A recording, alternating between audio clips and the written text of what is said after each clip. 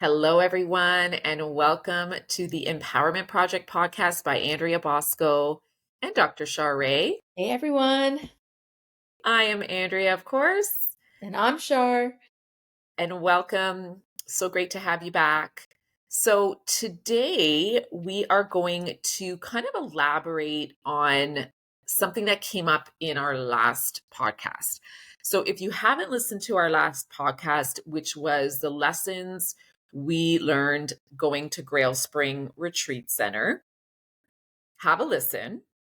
It's sort of near the end where we bring up this topic, but we felt it was important to sort of have a second part to it and elaborate on um, what we discussed with our families. And basically, Shar was doing a really great exercise that was coming out of a course that she's taking around self criticism and understanding kind of what the people in our lives see as maybe negative traits about us and understanding those and responding to them, let's say.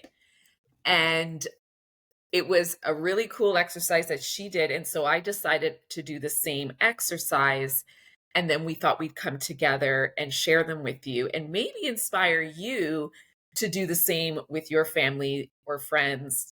Or, we encourage you to do this with people who know you very well, Yeah. right? People that are in your lives on a daily basis. So very close friends, family members, because obviously they know you well enough, and you're gonna get really honest answers. So, Shar, why don't you just recap exactly what the activity it is that you did, and then kind of how your results came about? Okay, so it is a course, a Kabbalah course that I've been doing. Again, just really trying to deepen my understanding of spirituality. So, in one session in this course, um, we were asked to ask someone that was close to us to reveal one negative trait about us. Okay, Hmm. so I decided that, I feel comfortable enough in my skin to ask this. And even if you don't feel comfortable, because even the thought of finding out from someone else something that they don't like about you or something that's not good about you can really trigger a lot of emotions, like, deep emotions. Like, it can bring up inner child stuff. It could bring up defensiveness. It's just so many things it can bring up. But anyways, so I felt like I was ready. I was very ready to ask the question. And so I asked my son Justin first. And I said, can you please tell me? I said, you're not going to get in trouble. And I need this because I'm on a spiritual journey and I'm trying to make myself better. Like, I really am trying to improve myself. So can you please tell me um one negative trait about me? And so I shared this last week. And so I had to go into the store to pick something up, and he's like, leave me your phone and I'll write you a list. So, so here's the list. So he said, micromanaging, that I am a micromanager. I'm controlling slash overbearing. Okay. Which is stressful. Actually, that came from Kiana. But again, very similar under the micromanaging, right? That's controlling. Mhm. Justin said no respectful space. I don't follow through with what I say I'm going to do. And then yeah, I don't follow through. So those are the big ones. So it's very interesting because all three of my kids basically came up with the same answers. It was about micromanaging, it was about controlling, it was about overbearing. And for them, they find it really stressful when I'm always asking them to do things over and over again. And so I'm so grateful for this information. And then I really had to figure out what my hangup was. Like, what is my hangup? Why do I do that? And okay, so there's two parts of it. Okay, so I'm sure somewhere deep down inside, and I don't know if I've totally figured out what that inner child thing is, or maybe I have. Well, okay, maybe I have. Okay, I'll talk about that in a second. But one of the big things I know that I do with respect to the micromanaging and why I do it is because if they do what they're asked to do, my life becomes a little easier. So, for Mhm. example, when I tell him, my Justin, for example, that you need to make sure that your lunchbox is completely set and ready to go. If you're having a hot lunch, make sure your spoon or fork is inside your lunchbox. Make sure your snacks are ready. Make sure your water bottle is done. And then I usually heat up his food in the morning. This is just an example, right? And when he doesn't do it, it's really annoying. Or when he doesn't do it when I ask him to do it or in the time frame I've given to him, it's really annoying for me. And then he gets annoyed that I keep asking him over and over and over again. So I said, okay, I'm going to lay off. I said, no problem. I'm not going to micromanage you anymore. I know you know that you need to do it. You need to empty the dishwasher. You need to get your lunchbox done. You need to make sure you practice piano. I said, but what should be your consequences? What are the consequences of Mhm. you not following through fully and completely with the tasks that you're assigned? Because I think it's also fair for me to say, okay, I'm not going to bug you, but by the time I show up, let's say in the morning to get breakfast ready, if your lunchbox is not done and your water bottle's not done, what are the consequences? Right? Like, so then it's like, okay, then is it micromanaging when I say, hey, Justin, by the way, I went to bed last night. This was your task and it wasn't done. So is this micromanaging? What are your consequences? Mhm. So Justin and I came up with, and I think it was very fair, but I thought it was good because I said to him, I said, I think the consequence needs to be that if your lunch isn't ready or you haven't prepared your lunchbox, that is going to be your responsibility before you go to school. And if you don't have time, or you don't and you're too lazy to do it in the morning, then you go to school without a lunch. And I know because I'm so food centered with my kids, like I'm so Mhm. food centered, like that was like eating away at me. Like, oh my God, like I'm telling my kid that I'm not going to send him I'm going to send him to school without lunch. But at the same time, if he comes home and he's starving, he's probably going to remember to make sure everything's organized so he's not starving at school. So, you Mhm. know what I mean? Like, there was a part of me that had to let go and just trust that whatever the lesson is that he needs to learn behind this, he's going to learn. And it's Yeah, this, and I sorry, yeah. I was just going to say, and it was the same thing with my girls. They have certain responsibilities. You know, Alicia's she's easier because she kind of does things automatically. I mean, she's like reads my mind and things are done. Like we have this telepathic connection. It's almost. Mhm. Whereas Kiana, again, I have to feel like I have to tell her over and over and over again. But I do know it's coming from a place of lack for me. Like I know that Yeah. it is like that's the inner child thing. And sorry, I know I cut you off, but I just wanted to address that for a second because just as I was going through this exercise and talking about it, I'm beginning to understand that in, and I've learned this actually, it's showing up in the way that I have relationships with everybody in my life is Mhm. that I've always been the fixer, Mhm. and I think we've talked about this. I've been the fixer. I've been the, I don't want you to feel discomfort. So, how can I micromanage the situation so you don't have to be uncomfortable? Like, what can I Mhm. do to manipulate it? And so, I've been robbing people of their discomfort, which Mhm. is a very big inner child thing. It's a people pleasing thing.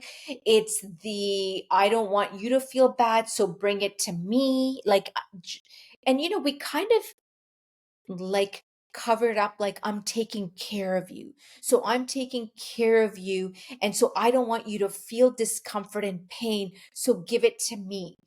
But really, in essence, we're doing so much injustice. So bringing it back to, let's say, Justin and his lunchbox, for example, the discomfort that he feels at school because he's starving and he's hungry and he didn't do what he was supposed to do.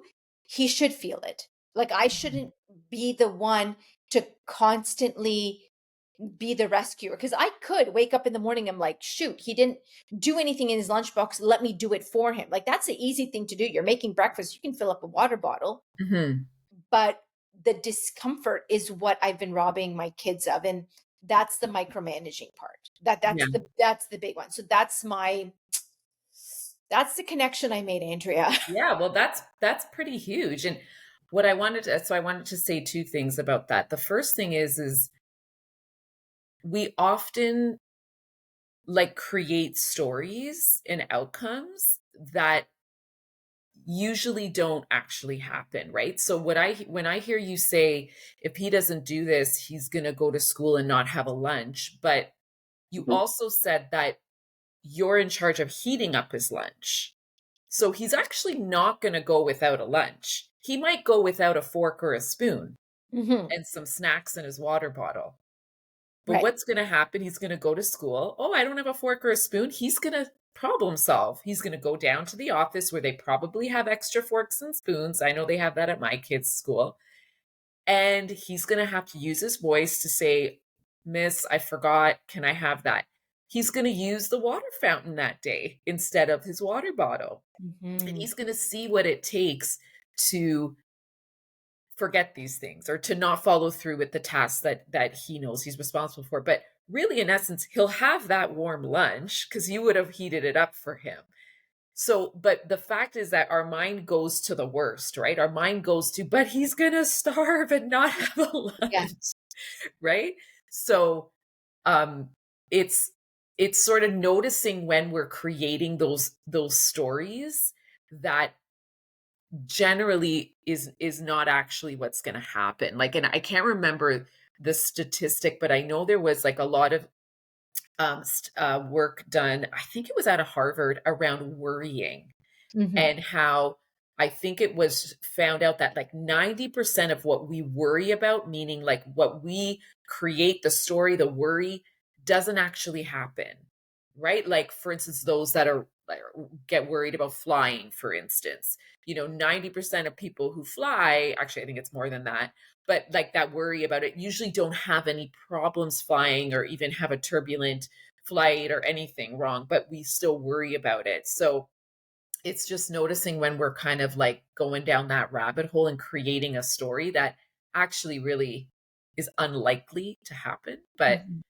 I mean, we all do it. And I'm just so I that came to mind. But the other thing is that it's so great that you're tying it back to the root of like why that's something that you tend to do, and maybe even asking ourselves like why the rigidity? Like, why do we have to feel things have to be so done at this time and that time? And because I get it, like I do the same thing. It's like you ask your kids to do something, you want them to do it right now.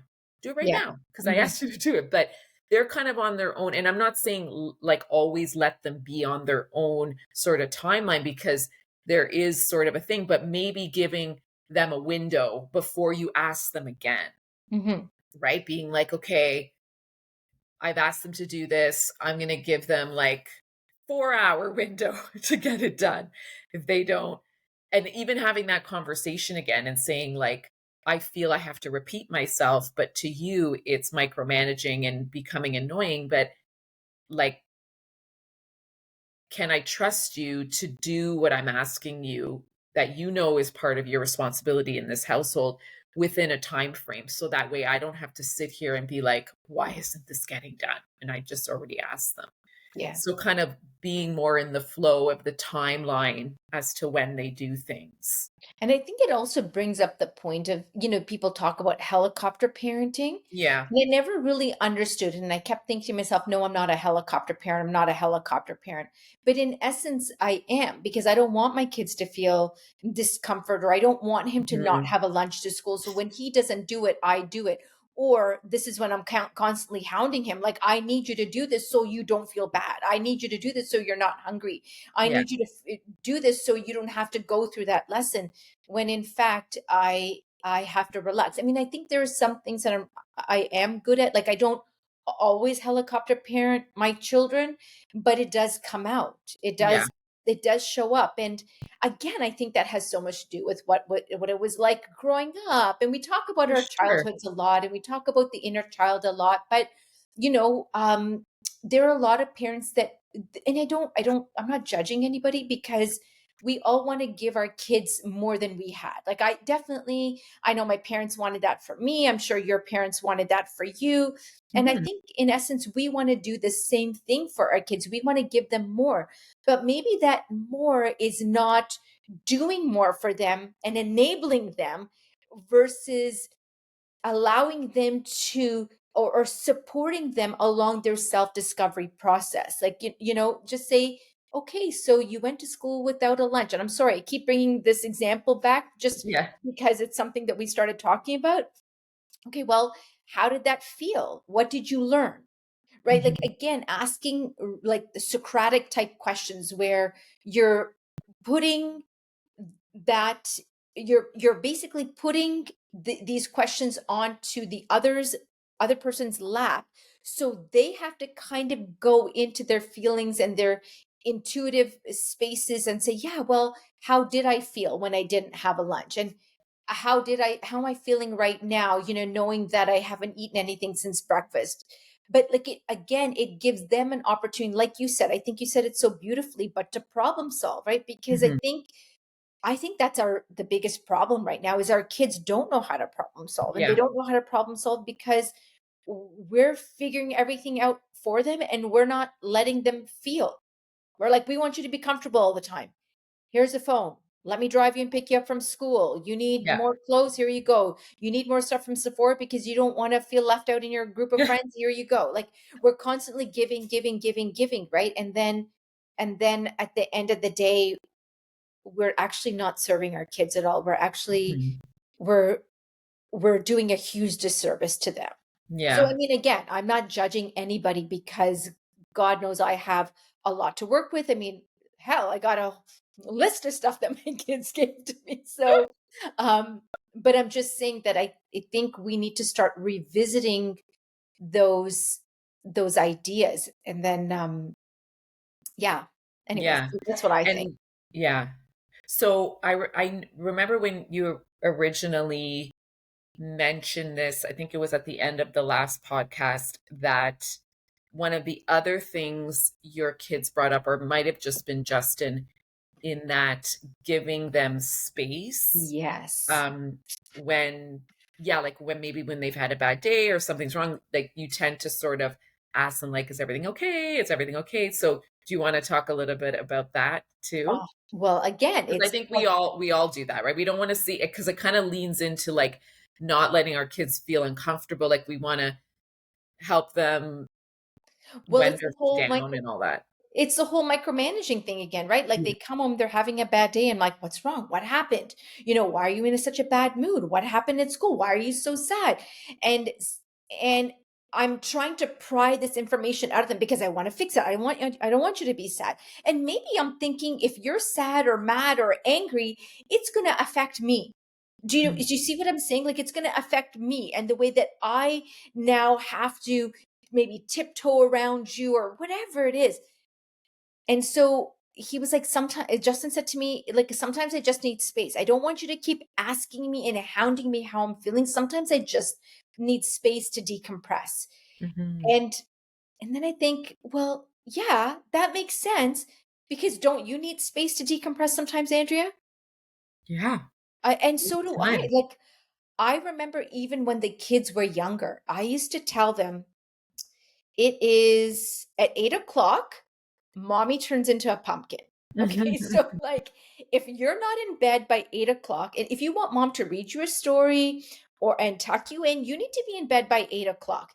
If Mhm. not, then I cannot do those things, because I need time and I used to tell them, I need time to decompress, to recharge my battery. So I'm ready for you guys tomorrow morning. And they were so good about that. And so they were really good. And again, it happened once or twice. So I'm like, sorry, you're going to have to tuck yourself in, or maybe ask daddy. Ask someone else to tuck you in, ask your sister or your Yeah. brother to tuck you in. Um, but I needed that time to decompress. So I was ready and recharged for my morning. And so here I am now hounding my children, hounding my children. Like, how are you feeling? What happened today? Why are you sad? Why are you angry? And I have to just step back and I have Mhm. to give them the space. And so what I've been doing since all of this happened is reminding myself to say, okay, you know what? You need some time. Go up to your room, take a snack, whatever you need to do. And then when you're ready, and if you're ready, I'll be ready to listen. Mhm. And so they've been very appreciative of that. So anyways, yeah, sorry if you hear the growling in the background, that's Blue. Do you hear? No, I don't. I Or don't my hear him. dog's growling. So No, and I yeah, think that's important, but and again, it goes back to how we like we're you and I are very much like aware parent. We're conscious parents, right? And so being conscious parents also means being conscious of when to step away and yeah. really just letting your kids know you're there for them, but that give them the opportunity to process. Because a lot of times, like we want them to give us words and language on how they feel, but they don't even have that yet. They haven't even processed it yet. Mhm. And I know I'm like I totally do that as well sometimes, but it was interesting because we had this conversation last week briefly, and then something happened with Isabella when she came home from dance on Thursday night. I could I didn't even know that she was upset. She was having a snack and I was upstairs and I came down and she was just sitting at the table. And I always ask her, how did dance go? Because I love hearing about her dance classes. If I could be in the class with her, I Mhm. would, just because I enjoy that so much. Yeah, Not because I yeah, want to be hanging out with her dancing. I just enjoy it. And so I love hearing about it. And she kind of didn't answer me. And I looked at her and I could see she was visibly upset. And I was like, let me know if you want to talk about it. I'll be upstairs. And I didn't even make it halfway up the stairs. And she was like, oh, well, this and this and this. And she just unraveled. And I was like, okay. And I came down and I sat with her and we talked about it. But especially with her, I know she doesn't like to be pushed to talk about things right away. And I've learned that from her and I've had to step back. And it's hard because you yeah, sit there and you're like, oh, my poor kid, she's yeah, upset. And I just want to make them feel better, but they need to process it. Like yeah. we're not traumatizing our kids because we're letting them feel angry and upset for a little bit. Right. And I think that's what we talk about, even when we do parenting seminars, is that our kids are supposed to feel. They're Yeah. supposed to feel everything. And if we don't let them feel everything and process things, what happens when they go out into the workforce and their boss has some constructive criticism, and which I think you and I need to talk about, and how, that should be delivered, Yeah. and they can't handle it and they have a meltdown because some mommy Yeah. and daddy aren't there to fix their problem and make them feel comfortable. Yeah. Or Then what defend happens? them and yeah. Yes, and I think that's the thing. We're not looking ahead. We're looking at the moment and we're like, I need you to be feeling good right now. So I'm gonna do whatever I can to comfort you. Do you want me to make you something to eat? Do you want me to, rub your back? Do you want me to give you a cuddle? Do you want me to like whatever? Do you need a hug? Like what, Yeah. right? And so we're like, do you want me to bake you a cake? Like right? Like so and I think that the scariest part of this is that we're not thinking ahead. If the more we coddle our children, the more we enable them now, the more we're screwing them up for the future. Because truly what happens when they go to work? Yeah. What happens when they go to work, Yeah. right? And I think it comes from the fact that we never had that emotional support Right. growing up. And again, we're not bashing our parents. They did the best they could, but Right. essentially a lot of us that are parents at this time that are Gen Millennials or Gen Zs or Gen X's, excuse Gen me, X's, yeah. X's, um, we didn't have that. So Mhm. it's like we overcompensate by wanting to really be there all the time. But again, it's doing a disservice and not allowing them to process and find their own language and speak for themselves. Because I'll be honest with you, it doesn't matter what happened specifically at dance, but it got to the point where I was like, do I need to call the owner? Oh, wow. And she's like, no, it's gonna make it worse. And I was like, okay. And then yeah, I found myself going into that like mama bear, and I was like, okay, I just want you to know, I believe that you can handle this situation on your own. And we talked about some ways she can do that. And I said, but if it needs to come down to me speaking to the owner, then know that I will do that for you. But that's sort of a last resort. And we're going to take the steps before we get to that Yeah. sort of um, that point. And so, but I think her knowing that that I will do that if needed is support enough, right? Versus like we didn't really know that our parents would do that for us. Yeah. Yeah. Like whether they would or not, I'm sure I think my parents would have, but it wasn't initially what they thought, right? It was sort of like get up, brush it off, go deal with it. But maybe if we kind of knew that we had that support, we would have felt more safe, Yeah. right? And more um connected to that emotional support with our parents. Yeah, and I've always sort of taught my kids how to advocate for themselves in the classroom with their teachers, with their friends. But I've also said to them, if it's not something that you can do or you feel like you need help, then bring me along. Like Ex let me take care of it. But I always ask them first, and and then here you are saying you should advocate for yourself, but then you also fall back into your old routines and your old habits of like helicoptering again. And so Yeah, that's what I and mean, like micromanaging the situation, micromanaging essentially. situations. Exactly. And maybe there are certain situations like at school where I feel I don't have to micromanage because my kids are a little older, right? 13, 17, and my oldest, Alicia, she's 21. So I don't have to do anything with her. But I always ask them, can you handle this on your own or do you need me? And often it's like, no, I can manage it on my own. But then when it comes to the stuff at home, I'm like, I need to make sure that I handle this my way so I don't feel uncomfortable. It's Exactly. just very interesting. But I'm curious to hear what your kids said about you, Andrea. Yeah, so Enough okay, about me. I know, Let's enough talk about about you. no, let's keep talking about you. Okay, yeah, so it was actually really nice. I brought it up at dinner where we were all sitting down, my husband and Michael and Isabella, where we were all sitting down, and I was like, "Hey, Shar did this with her parent, with her family, and I thought it'd be a good exercise to do with you guys." So when I said it, of course, the first thing I was like, if you can name one negative trait about me, what would it be? And like, of course, they went into the whole, hold on, let me take out the list. Yeah. And I was like, okay, like don't worry. And I said the same thing. I won't be mad, and I'll do my best to not get defensive because I think we can all get defensive. And I think we'll talk a little bit about how we felt receiving that Yes. criticism. Yeah. And so Isabella was like, I want to go first. I want to go first. And I was like, okay. But then it took her some time. She's like, well, um, and then she was like, well, yeah, you have a tendency of snapping.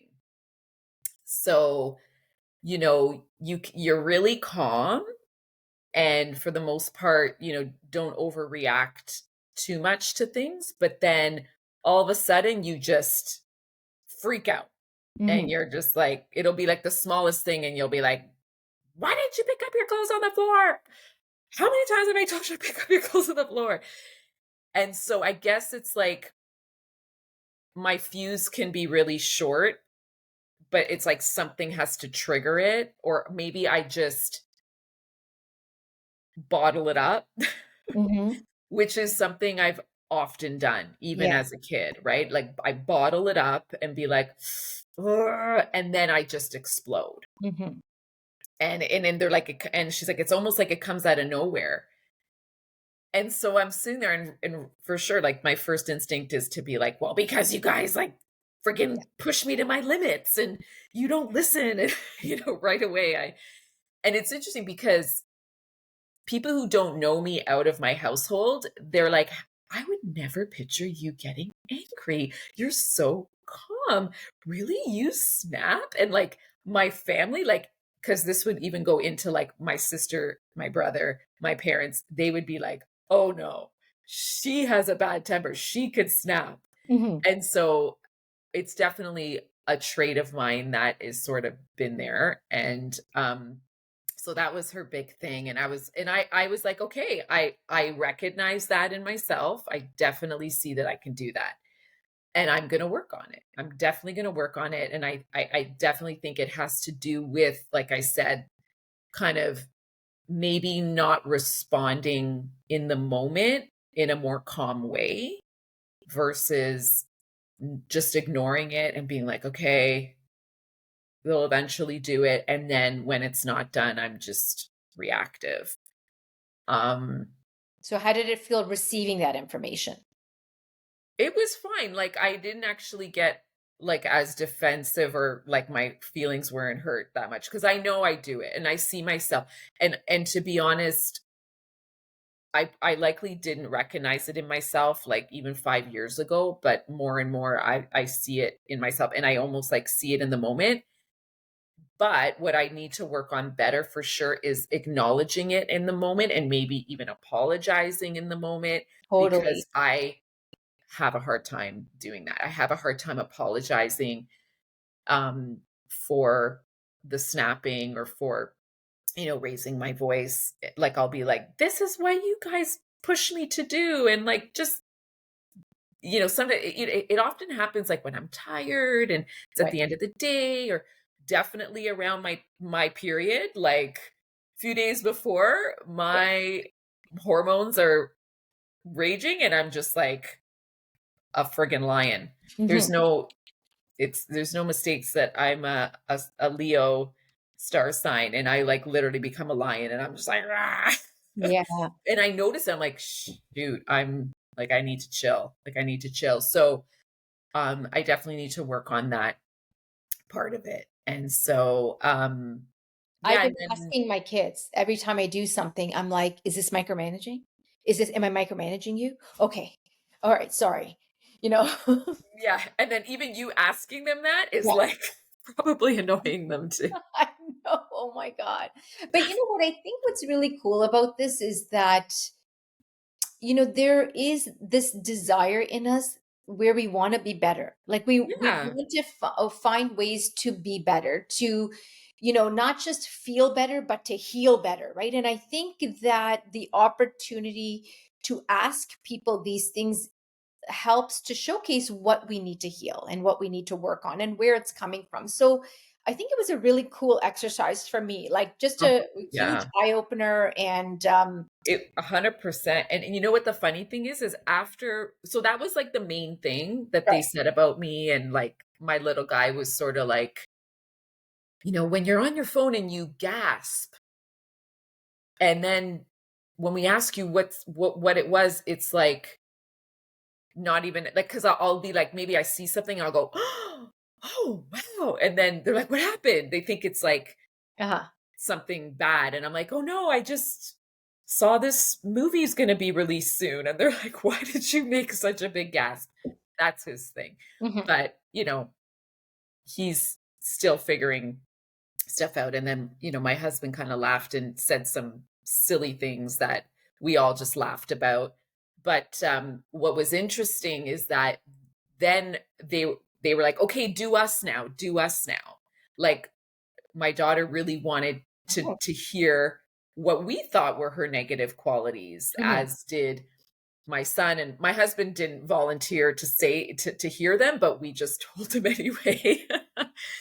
And it was a really good conversation and right away they all got defensive about it, which is Yeah, natural, right, and at that there was age like especially. excuse making, Mhm. which is normal. And I said, guys, it's okay. Like you don't have to get defensive, you don't have to make excuses. Because interesting enough, one of the things that I mentioned to my daughter was that she has a tendency to overreact to Mhm. things. Right. But again, that's the teenage brain. It's like they go into fight or flight so much faster, but then literally it takes her 24 hours and she's back to like rational mind again. But she kind of threw it back at me and she's like, "Well, I'm like that because you can overreact." And I'm like, "Whoa." So then it became this whole like kind of mirror and the example we set and how, our behaviors definitely create their patterns and their personalities too, Totally. right? So in as much as your kids are probably saying, you micromanage, I'm sure they micromanage in their own way too. Well, I think what if I was to ask my kids, they asked me and I started saying stuff to them, I think you're 100% right. Whatever their negative trait might be, it's a very Yeah. high probability that it has come from what they've seen through me. And listen, that's science. Or your husband, Or for my sure. husband, and you know what? Listen, it's science. We know what happens to. We know how kids learn.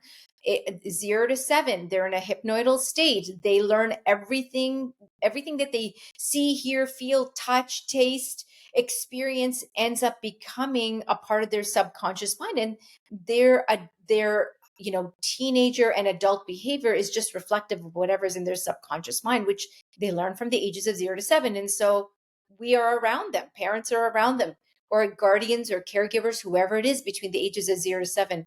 We have a major influence on our children. So again, they always say, don't worry about changing others, change yourself. Like if you really want to Mhm. be if you want to see the world, a much more beautiful place, then you need to change yourself. So it's not about changing them, even though, whatever, they probably would have been defensive too if I pointed things out, but it would have just been reflected back at me. And I Yeah. think I think that's the beauty of the maturity, Mhm. right? Where we don't have to take that criticism in a negative way.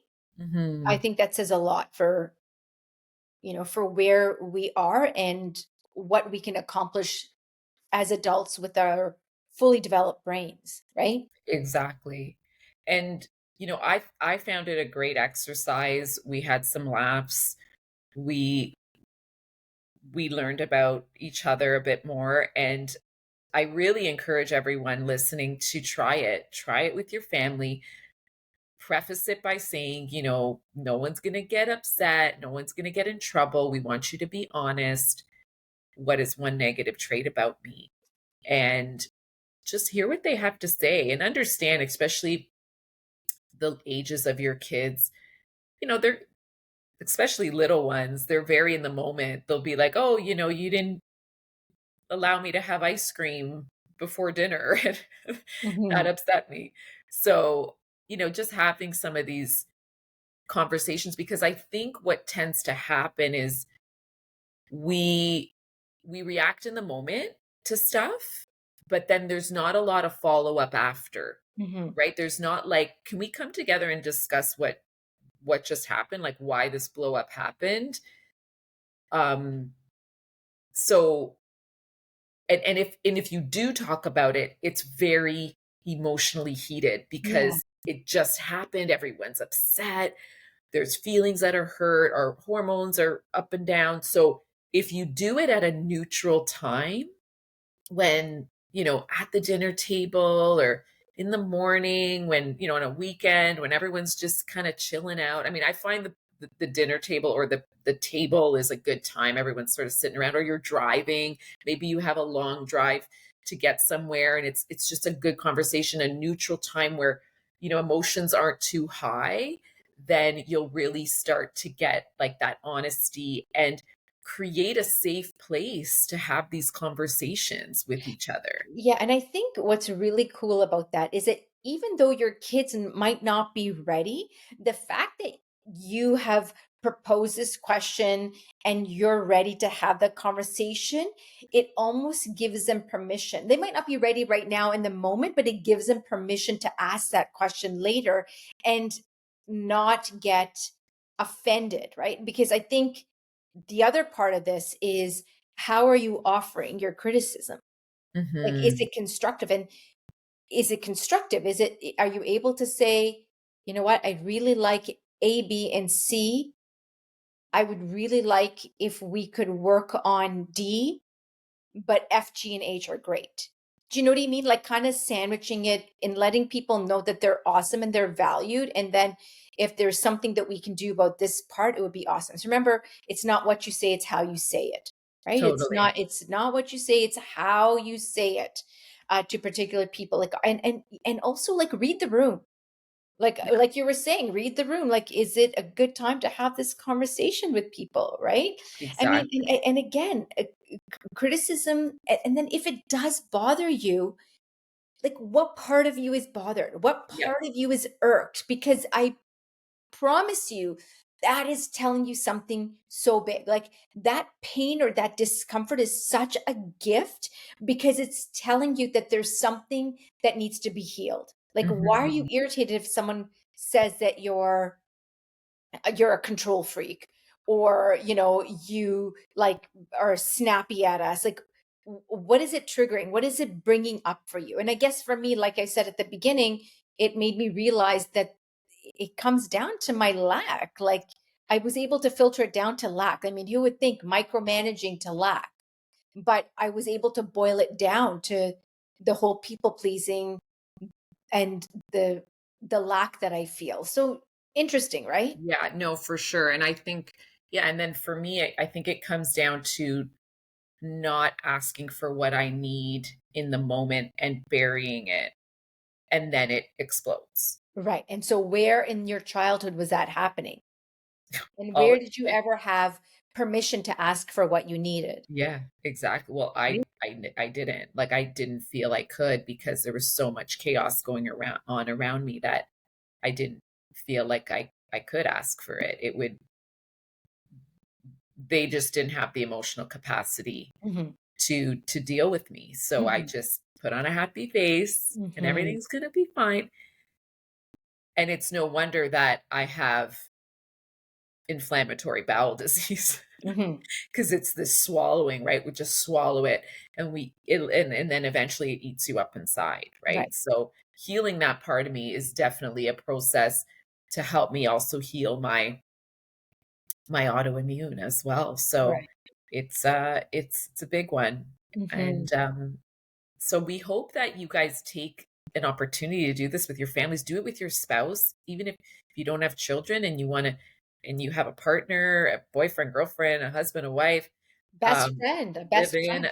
a best friend, whatever, and just but do it at the neutral time, like not in an argument or not when you're pissed off at them. Be like, I'm so pissed. Okay, let's talk about what I don't like about you. Like, Mhm. it needs to be at a calm time. And it's quite eye-opening, and I think, a really healthy thing to do for relationships. So And for your own healing process, right? It's not necessarily about the other person. It's about you healing first, right? And you doing that work first. And think about what kind of a light and what kind of love you can shine on the world if you feel like you can offer that to yourself, exactly. right? And let us know. We wanna hear about what your families had to say about you, or even just, like, what came up for you in hearing that. Did you have any self-realization moments? Because, those are pretty powerful. So we love hearing from you, and thank you so much for listening. We'll, be back next week. See you later, everyone.